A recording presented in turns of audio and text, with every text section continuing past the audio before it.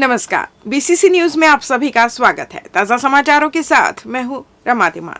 आइए बुलेटिन की शुरुआत करें, लेकिन उससे पहले हेडलाइंस।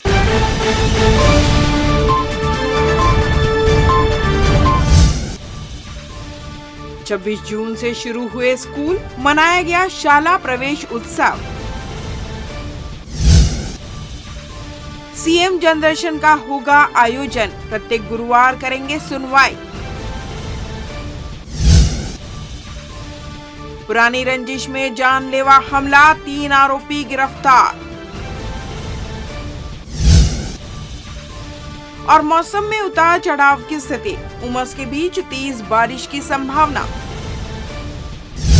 हेडलाइंस के बाद खबरें विस्तार से। स्कूल आ पढ़े बर, जिंदगी ला गढ़े बर स्लोगन के साथ बुधवार को जिले के निजी और शासकीय स्कूलों में शाला प्रवेश उत्सव मनाया गया, जहां स्कूल पहुंचने वाले बच्चों का गुलाल लगाकर और आरती उतारकर शिक्षकों ने स्वागत किया। इसी कड़ी में शहरी इलाकों में भी शाला प्रवेश उत्सव की धूम देखने को मिली, जहां स्वामी आत्मानंद लक्ष्मीबाई कन्या विद्यालय में भी 2024-25 के शिक्षा सत्र को शुभारंभ करते हुए शाला प्रवेश उत्सव धूमधाम से मनाया गया। जहां पहुंचे अतिथियों द्वारा बच्चों के माथे पर तिलक लगाकर मुंह मीठा कराकर शाला में स्वागत कर पुस्तक का भी वितरण किया गया। कार्यक्रम की शुरुआत में स्कूल के छात्र छात्राओं द्वारा स्वागत गीत गाकर अतिथियों का स्वागत किया गया, जिसके बाद न्योता भेजा कार्यक्रम का आयोजन किया गया, जिसमें स्कूल के बच्चों ने बढ़ चढ़कर हिस्सा लिया। इस दौरान स्कूल के प्रभारी प्राचार्य अरविंद कौशिक ने बताया कि शासन से मिले दिशा निर्देशों के आधार पर स्कूल में शाला प्रवेश उत्सव मनाया गया है, जहां न्योता भोज को लेकर स्कूल के शिक्षकों द्वारा अपनी महती भूमिका निभाई गई है, जिसके फलस्वरूप न्योता भोजन करने के बाद बच्चों के चेहरे खुशी से खिल उठे। वहीं अतिथियों ने परिसर में पौधारोपण भी किया। आज हमारे स्कूल में शाला प्रवेश उत्सव, वृक्षारोपण, पुस्तक वितरण, माध्यमिक शिक्षा मंडल में जो इस संस्था में प्रथम स्थान पाए हैं उनको सम्मानित करना, इस कार्यक्रम का आयोजन रखा गया है। साथ में प्रवेश उत्सव के साथ न्योता भोजन का कार्यक्रम रखा गया है। आज लगभग 500 बच्चे उपस्थित हैं। 500 बच्चों के लिए पूरी भोजन की व्यवस्था संस्था की ओर से की गई है। इस कार्यक्रम के पश्चात बच्चों को भोजन कराया जाएगा, बच्चों को पुस्तक वितरण किया जाएगा और आज से ही उन लोगों की क्लास प्रारंभ हो जाएगी और कल से नियमित कक्षा लगेगी। इस वर्ष प्लस 90 कहा गया है, जिसके तहत हर संस्था का परीक्षा फल 90% से कम नहीं होना चाहिए। हम लोग उसके लिए पूरे प्रयास रहते हैं। योजना बना ली गई है और उस योजना का आज से ही क्रियान्वयन प्रारंभ हो गया है। मनुष्य जीवन के लिए रक्त एक अहम कड़ी है। अगर किसी मरीज को सही समय में खून नहीं मिले तो उसकी मौत भी हो जाती है, जिसे देखते हुए लोगों को रक्तदान करने जागरूक किया जा रहा है और समय समय पर ब्लड डोनेशन कैंप भी लगाए जाते हैं, जिससे जरूरतमंद लोगों को आसानी से खून उपलब्ध कराया जा सके। इसको लेकर छत्तीसगढ़ प्रदेश लिपिक वर्गीय शासकीय कर्मचारी संघ ने बुधवार को प्रार्थना सभा भवन में रक्तदान शिविर का आयोजन किया, जिसमें संघ के पदाधिकारियों सहित सदस्यों ने बढ़ चढ़कर हिस्सा लिया। संघ के प्रदेश अध्यक्ष रोहित तिवारी के नेतृत्व में आयोजित इस शिविर में बड़ी संख्या में कर्मचारियों ने अपनी सहभागिता सुनिश्चित की, जिसमें महिला कर्मचारियों ने भी रक्तदान किया। इस दौरान उन्होंने कहा कि रक्तदान से बड़ा कोई दान नहीं है, यह राष्ट्रीय एकता का प्रतीक है। उन्होंने कहा कि लिपिक संघ अब तक कर्मचारी कल्याणी काम करते आए, लेकिन अब वह इस रक्तदान शिविर कर जन कल्याण की ओर एक नहीं पहल की है, जिससे जरूरतमंद मरीजों को समय पर रक्त उपलब्ध हो सके। उक्त रक्तदान शिविर में संघ के अथक प्रयासों से करीब 50 यूनिट ब्लड एकत्रित हो सका, जिसे ब्लड बैंक में जरूरतमंदों के लिए उपलब्ध कराया जाएगा। और हमारे संघ का उद्देश्य यही है कि सभी जरूरतमंदों को रक्त की पहुंचे। तो उसके लिए हम लोग का जन कल्याण की दिशा में कर्मचारी कल्याण करते ही रहते हैं। जन कल्याण की दिशा में हम लोग का अच्छा कदम है और हम लोग का एक प्रयास है कि सभी साथी यहाँ पे आए, रक्तदान करें। मैं तो आप लोगों से भी अपील करता हूँ, मीडिया के साथी भी, क्योंकि रक्तदान महादान है और बहुत अच्छा पुनीत कार्य है किसी के जीवन बचाने के लिए। इस संबंध में हम लोग का ये प्रयास है छोटा सा लिपिक संघ के द्वारा। बिल्कुल महिलाएं भी करना चाहिए, उनको भी रक्तदान, क्योंकि फायदा तो सबके लिए है ना? इसमें इम्यूनिटी बढ़ती है, आपका कोलेस्ट्रॉल मेंटेन रहता है, एचबी मेंटेन रहता है, तो रक्तदान करना ही चाहिए। और लोगों को आवश्यकता भी रहती है, बहुत समय ऐसा आता है जब लोगों को ज़रूरत रहती है और टाइम पे नहीं मिलता है, तो वो बहुत क्रिटिकल कंडीशन रहती है। ऐसे लोगों के लिए हेल्प के लिए करना चाहिए रक्तदान। बिलासपुर रेलवे स्टेशन में उस समय हड़कंप मच गया जब स्टेशन के वीआईपी पार्किंग में खड़ी कार में अचानक आग लग गई। आग लगने के कारण आसपास मौजूद लोगों और यात्रियों में इसे देख हड़कंप मच गया। आग की लपटें इतनी तेज थी कि धू धू कर गाड़ी जलकर खाक हो गई। हालांकि कड़ी मशक्कत के बाद आग पर काबू पाया गया, लेकिन तब तक कार जलकर खाक हो चुकी थी। बताया जा रहा है कि शॉर्ट सर्किट की वजह से कार में अचानक से आग लग गई, जिसके कारण कार आग के हवाले हो गई। वीआईपी पार्किंग में इस तरह से आग लगना किसी न किसी रूप में स्टेशन की सुरक्षा व्यवस्था पर भी एक बड़ा सवालिया निशान पैदा करता है। इसके साथ ही आम पार्किंग एरिया में भी इसी तरह हजारों गाड़ियां खड़ी रहती है, जहां कभी भी कोई भी बड़ा हादसा हो सकता है, जिसको लेकर रेलवे प्रशासन कितनी चिंतित है वह इस घटना से अंदाजा लगा सकते हैं। बहरहाल इस पूरे मामले की जांच पुलिस और रेलवे प्रशासन कर रहा है।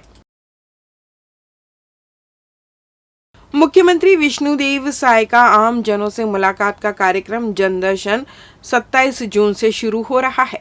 यह कार्यक्रम हर गुरुवार को मुख्यमंत्री निवास कार्यालय में पूर्वाह्न 11 बजे से दोपहर 1 बजे तक आयोजित किया जाएगा। मुख्यमंत्री के जनदर्शन कार्यक्रम में जन सरोकारों की बातें होंगी। श्री साय जनदर्शन में समस्याओं को सुनकर उसका यथोचित निराकरण भी करेंगे। इसके साथ ही जनता के सुझाव, शासकीय योजनाओं की उन तक पहुंच की जानकारी आदि भी इस माध्यम से प्राप्त करेंगे। जनदर्शन में आमजन सीधे मुख्यमंत्री से मुलाकात कर उन्हें अपनी समस्या से अवगत करा सकेंगे। मुख्यमंत्री साय वहीं पर समस्याओं के निराकरण के लिए अधिकारियों को दिशा निर्देश भी जारी करेंगे। जनदर्शन को लेकर तैयारियां शुरू हो चुकी हैं।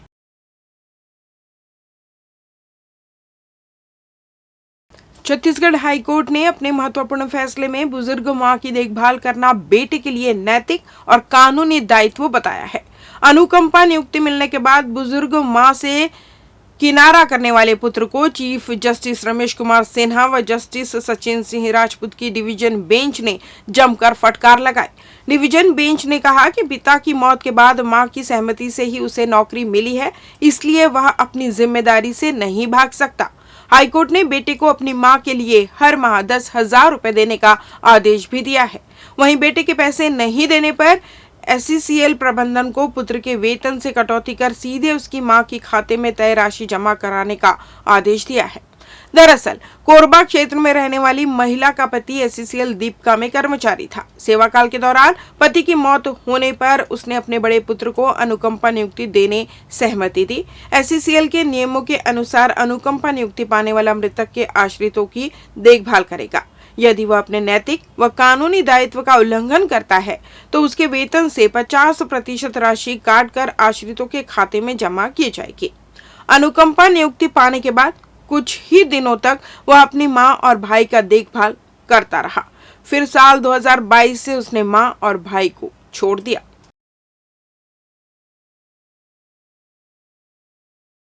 लेते हैं छोटा सा ब्रेक। पिछले 17 वर्षों से रियल एस्टेट के क्षेत्र में दे रहे हैं अपनी सेवाएं और लगातार शहर की जनता को एक नई लिविंग लाइफस्टाइल। अपने कार्यों एवं सेवाओं के माध्यम से लाखों लोगों की उम्मीदों को दिया है आकार। इसलिए जिले में ही नहीं पूरे प्रदेश में इनकी पहचान है बरकरार। आपके सपनों के घर को हकीकत में बदल कर है दिखाना, इसलिए आपके लिए लेकर आए हैं भाटी आशियाना।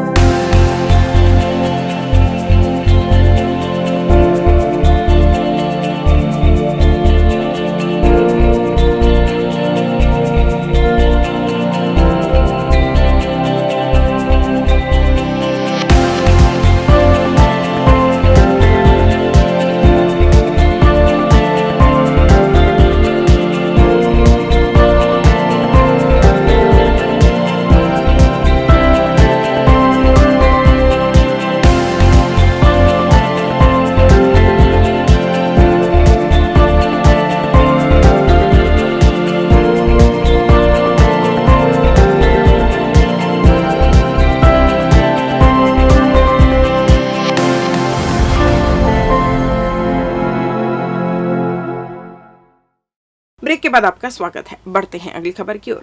मस्तूरी थाना क्षेत्र के ग्राम भदौरा में राठौर परिवार के घर घुसकर जानलेवा हमला करने वाले 3 आरोपियों को पुलिस ने गिरफ्तार कर जेल भेज दिया है।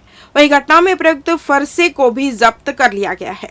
गौरतलब है कि प्रार्थिया वर्षा रानी राठौर निवासी ग्राम भदौरा द्वारा 26 जून को थाने में रिपोर्ट दर्ज करवाई कि उसके पिता केजऊ राम राठौर एवं उनके परिवार के अन्य लोग जो भूरी बाई की हत्या के जुर्म में जेल में बंद है, उस समय से परिवार के लोग आरोपियों के भय से बाहर जिला कोरबा में किराए के मकान में रहकर गुजारा कर रहे थे।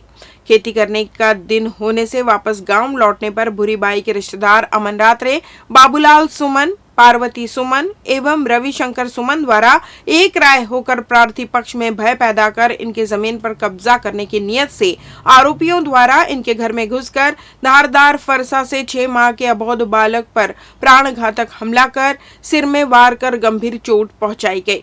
मामले की गंभीरता को देखते हुए प्रभारी पुलिस अधीक्षक राजेश अग्रवाल द्वारा अपराधियों पर कड़ी कार्रवाई करने निर्देशित किया गया था, जिसके पालन में संयुक्त टीम द्वारा घटना में शामिल आरोपी अमन रात्रे, बाबूलाल सुमन और पार्वती सुमन को चंद घंटे के भीतर गिरफ्तार कर आरोपी अमन रात्रे से एक धारदार फरसा को जब्त करने में कामयाबी मिली तथा घटना का एक अन्य आरोपी रविशंकर घटना के बाद से फरार है, जिसकी तलाश की जा रही है। गिरफ्तार आरोपियों का न्यायिक रिमांड पर जेल भेजा गया है। कोटा महिला के साथ जबरदस्ती दुष्कर्म की घटना को अंजाम देने वाले आरोपी को कोटा पुलिस ने गिरफ्तार किया है। मिली जानकारी के अनुसार कोटा थाना क्षेत्र अंतर्गत रहने वाली महिला ने 25 जून को कोटा थाने में शिकायत दर्ज कराई कि बीती रात करीबन 2:30 बजे प्रार्थिया जब घर से बाहर निकली थी, उसी दौरान गांव का देवेंद्र सिंह ध्रुव पहले से ही वहां मौजूद था। उसने जबरदस्ती महिला के साथ शारीरिक संबंध बनाया। उक्त घटना की जानकारी महिला ने परिजनों को दी, जिसके बाद प्रार्थिया ने घटना की शिकायत थाने में दर्ज करवाई। इधर मामले में कोटा पुलिस ने आरोपी देवेंद्र सिंह ध्रुव को गिरफ्तार कर न्यायिक हिरासत में भेजा है। दुर्घटना रहित व सुरक्षित रेल चलाना हमारी पहली प्राथमिकता है और यह तभी संभव है जब हम सुरक्षा नियमों का पालन करते हुए अपने काम करें।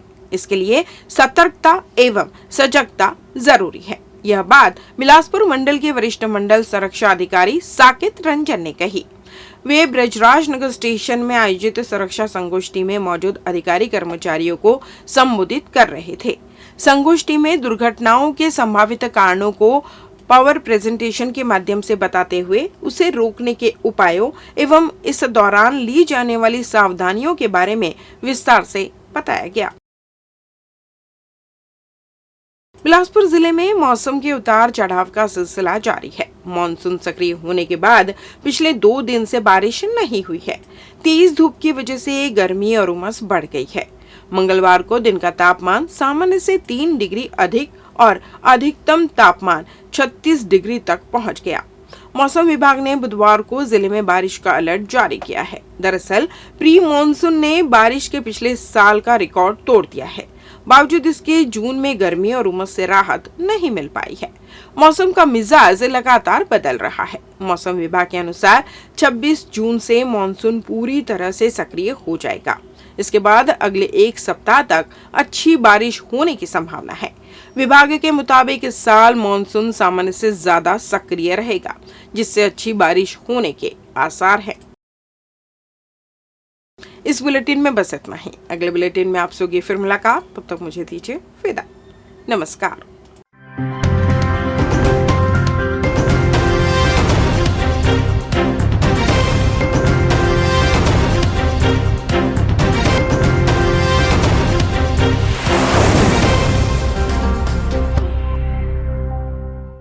Cardinal Warriors Private Military Boarding School. School with Josh or Hosh.